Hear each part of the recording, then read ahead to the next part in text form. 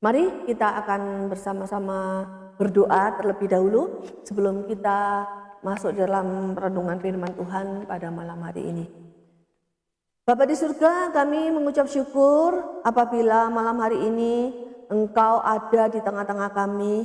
Kami memohon pertolongan-Mu ya Tuhan. Engkau sendiri akan memberikan pencerahan di dalam hati dan pikiran kami ketika sebentar kami akan merenungkan satu bagian dari firman-Mu. Engkau sendiri yang mengurapi baik hamba-Mu maupun setiap orang yang menyaksikan ibadah live streaming pada malam hari ini. Di dalam nama Tuhan Yesus Kristus kami mengucap syukur dan berdoa. Haleluya. Amin. Ya. Shalom Bapak Ibu Saudara yang dikasihi Tuhan. Malam hari ini saya merasa perut saya nggak enak. Nah, biasanya kalau perut saya nggak enak, yang saya lakukan adalah saya hendak mencium sesuatu, bau-bauan. Nah, seperti ini, saya mencium bau minyak kayu putih. Terus kemudian kadang-kadang nggak hanya dioleskan di perut karena perut saya nggak enak, tapi saya semprotkan di tisu atau di tangan sehingga menciptakan sebuah aroma yang membuat perut saya tenang. Nah, ini sepertinya sesuatu yang tidak ada hubungannya antara seorang yang sakit perut seperti misalnya masuk angin, nggak enak badan dengan bau-bauan. Tapi saya membuktikan selama bertahun-tahun sesuatu bau yang menyenangkan, baik itu parfum mau minyak kayu putih bagi sebagian orang ya, ada yang nggak suka. Tapi saya suka banget. Dan bau-bauan macam-macam itu kadang-kadang membuat kita merasakan suasana menjadi sangat nyaman, sangat enak. Saya ingat banget waktu ketika saya menikah, hari pernikahan saya tegang, perut saya nggak enak juga. Yang saya lakukan cuma tentu saja lagi pakai pakaian pengantin, tentu saja saya nggak mungkin mengusapkan ke dalam baju dalam perut saya karena udah pakai pakaian pengantin. Nah, ini pengalaman yang sangat menarik. Saya ingat saya cuma oleskan minyak putih itu di tisu dan saya cium baunya sehingga membuat hati saya tenang. Suasana menjadi nyaman buat saya sehingga saya bisa melanjutkan upacara pernikahan pada saat itu. Nah, bau-bauan wewangian atau bau sesuatu yang menyenangkan itu mempengaruhi atmosfer, mempengaruhi suasana hati kita, mood kita. Begitupun dengan sebaliknya. Kadang bau-bauan yang busuk, bau-bauan yang tidak menyenangkan membuat kita muak, membuat kita pusing, membuat kita itu kesal dan bahkan marah.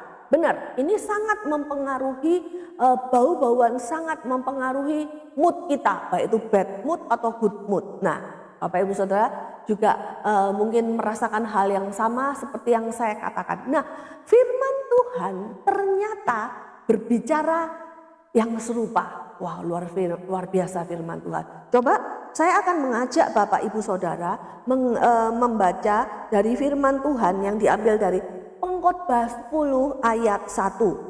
Pengkhotbah 10 ayat 1 saya akan bacakan ya. Lalat yang mati menyebabkan urapan dari pembuat urapan berbau busuk. Demikian juga sedikit kebodohan lebih berpengaruh daripada hikmat dan kehormatan. Nah, Pengkhotbah 10 ayat 1 ini menulis sesuatu yang berhubungan dengan bahwa bau-bauan, baik itu yang wangi maupun apalagi yang busuk, itu bisa mempengaruhi atmosfer.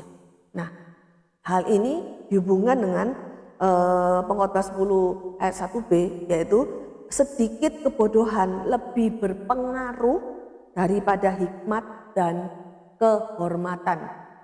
Kalau sampai di sini, saya ingat akan satu peribahasa bahasa Indonesia. Akibat nila setitik, rusak susu sebelanga. Akibat satu kesalahan, satu kebodohan membuat rusak segala sesuatunya. Orang yang merencanakan sesuatu yang baik, sesuatu yang luar biasa ditata dengan sempurnanya. Tetapi gara-gara satu keputusan yang bodoh, yaitu sebuah kebodohan yang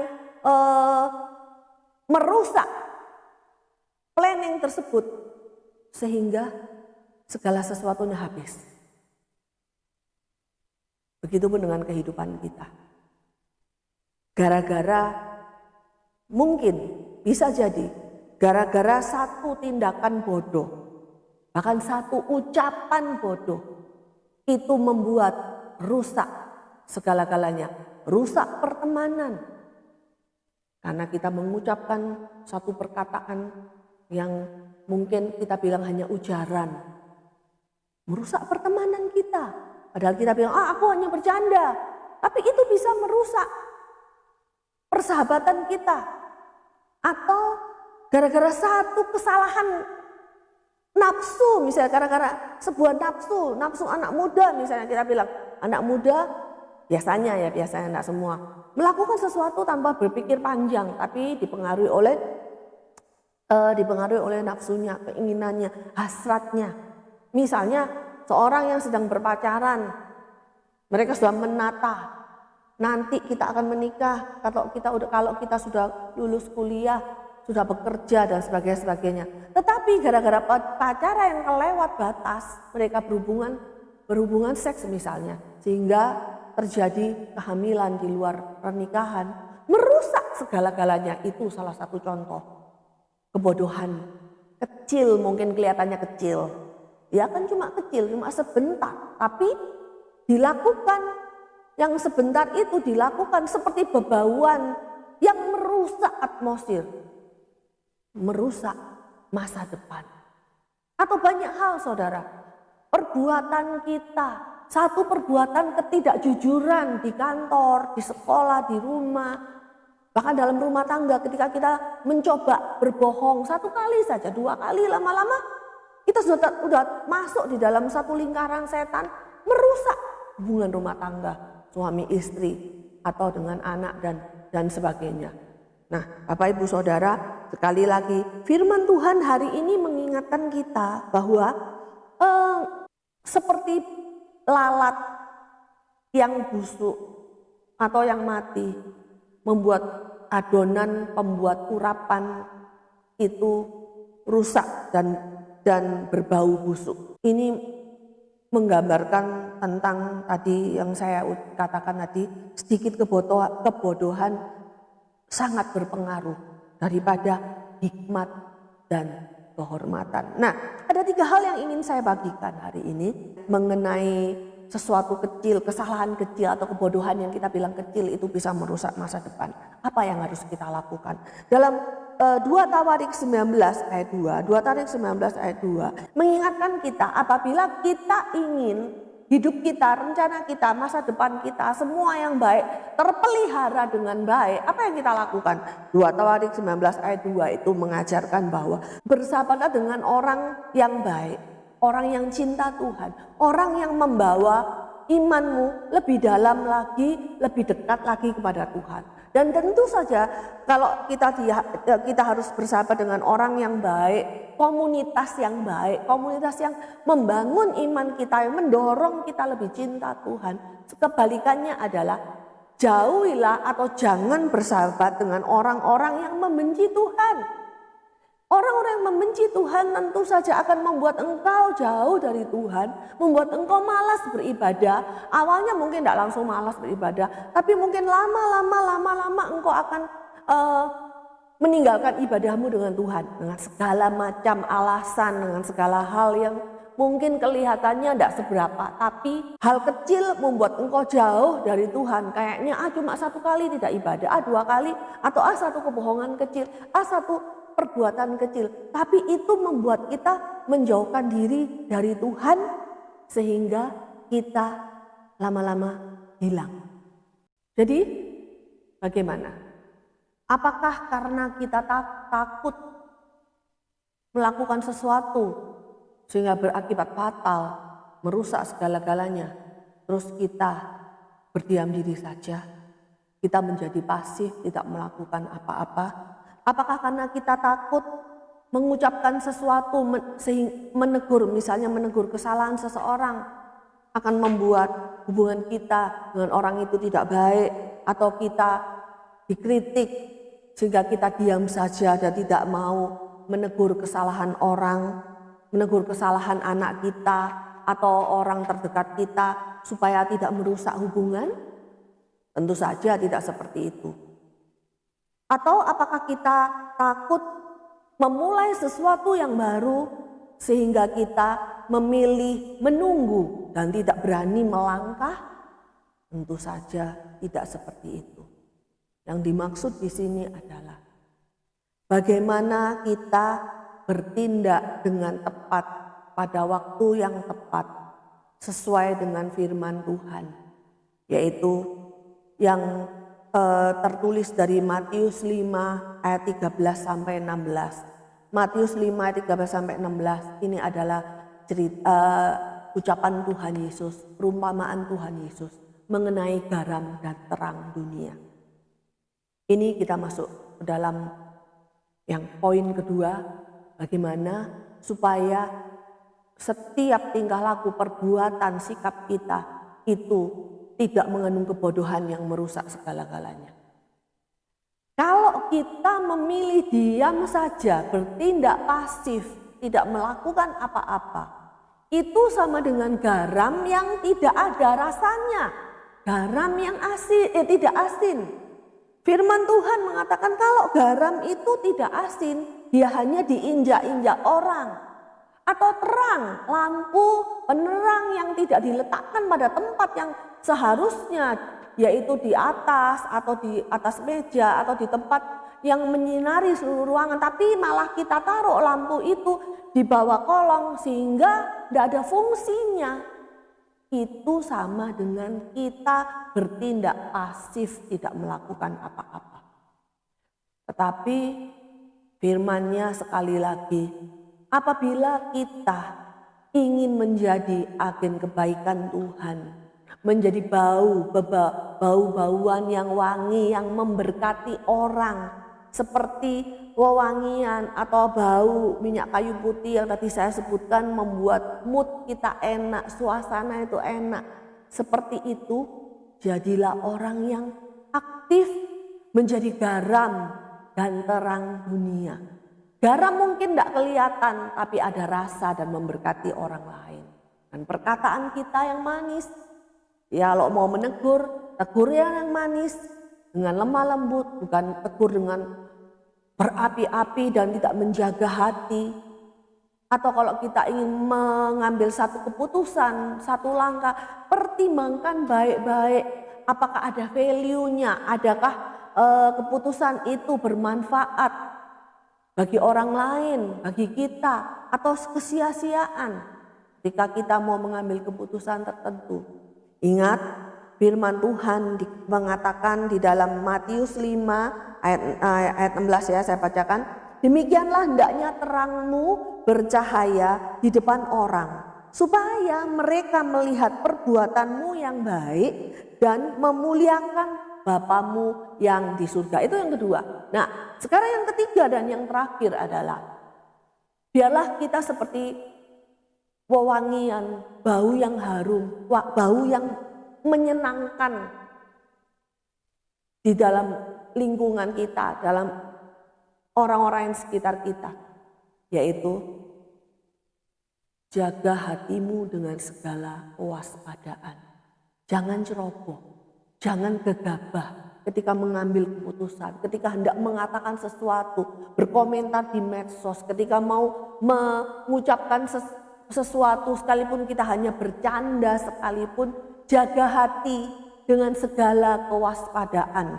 Amsal 4 ayat 30. Jagalah hatimu, Amsal 4 ayat 23. Amsal 4 ayat 23. Jagalah hatimu dengan segala kewaspadaan, karena dari sanalah terpancar kehidupan. Dari hati terpancar kehidupan. Orang yang berkata-kata buruk karena hatinya buruk. Tetapi orang yang berkata-kata baik, hatinya baik.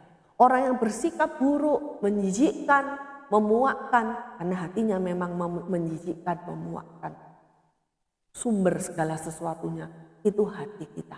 Karena itu perlu menjaga hati dengan segala kewaspadaan.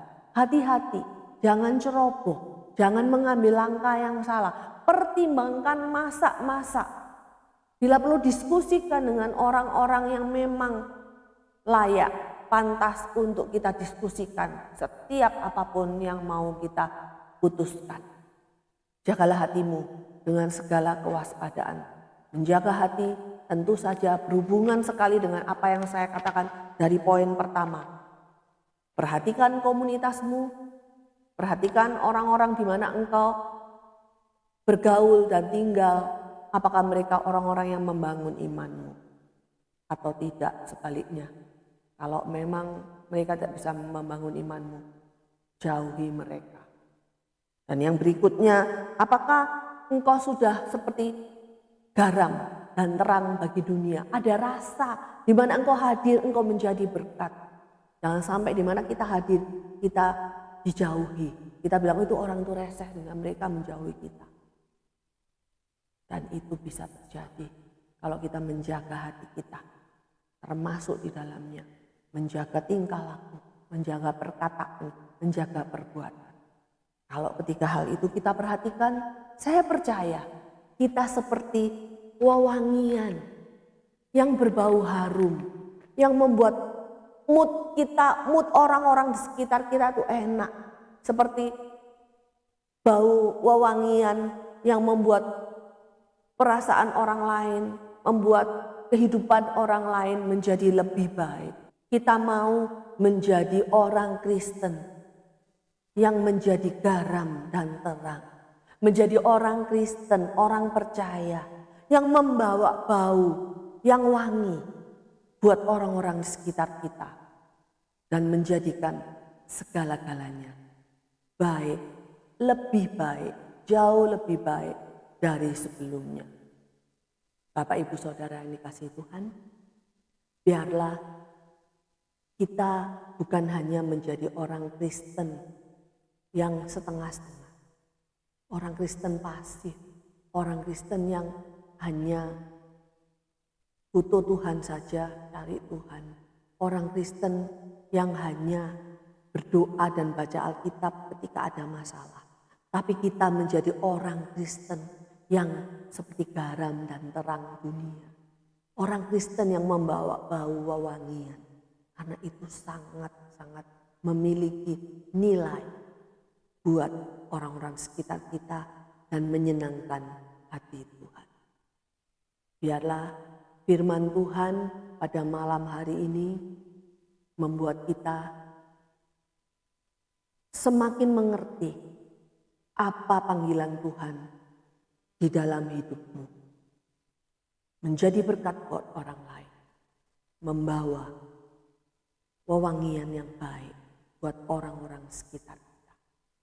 Bapak, kami terima kasih untuk firman yang kami boleh dengar di ibadah VIP malam hari ini. Ibu Gembala yang sudah memberkati kami, berkat Tuhan berlimpah-limpah atas Ibu Gembala. Tuhan terus taruh pengajaran-pengajaran baru melalui Ibu Gembala kami, sehingga kami menjadi jemaat yang terus bertumbuh rohani kami, iman kami, bahkan berakar dan berbuah. Terima kasih untuk tim VIP yang sudah memberkati, Bapak dan Bapak Christian dan Bapak Daniel. Dari tempat ini hamba ingin berdoa untuk jemaat Tuhan. Mari jemaat Tuhan yang sedang punya masalah, punya pergumulan, letakkan tanganmu di dadamu. Dari tempat ini saya ingin berdoa. Pokok-pokok doa yang sudah masuk ke kami akan terus doakan. Ya, mari letakkan tanganmu. Dari tempat ini terimalah pengurapan baru berkat Tuhan. Transfer of spirit, transfer pengurapan, transfer berkat Tuhan. Ya, berkat Tuhan berlimpah-limpah atas hidupmu.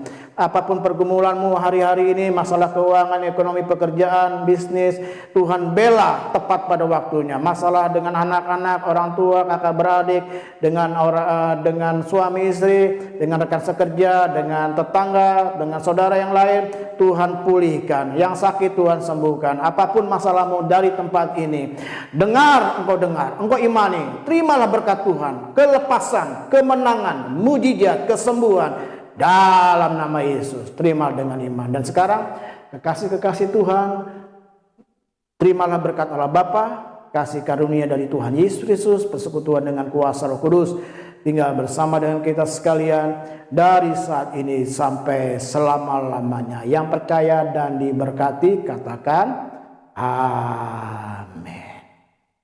Haleluya. Bapak Ibu saudara sekalian yang ada di rumah, yang di kota-kota lain, di pulau-pulau lain, di daerah-daerah lain, di negara-negara lain, bahkan di benua manapun, berkat Tuhan berlimpah-limpah atas hidupmu. Percayalah, Tuhan bersama dengan kita. Dia memberikan kemenangan, datang kemenangan. Setiap pokok-pokok doa yang mau didoakan, ya saya tunggu selalu sampai hari Selasa malam. Hari Rabu ya kami akan mulai doakan. Lalu hari Kamis dalam ibadah VIP kami akan doakan dalam ibadah ya VIP. Jadi tolong setiap pokok doa kami tunggu sampai hari Selasa malam. Ya itu saja. Tetap semangat karena apa? Inilah waktunya. Waktu pemulihan, waktu mujizat, waktu kesembuhan, waktu berkat Tuhan. Haleluya, tetap semangat.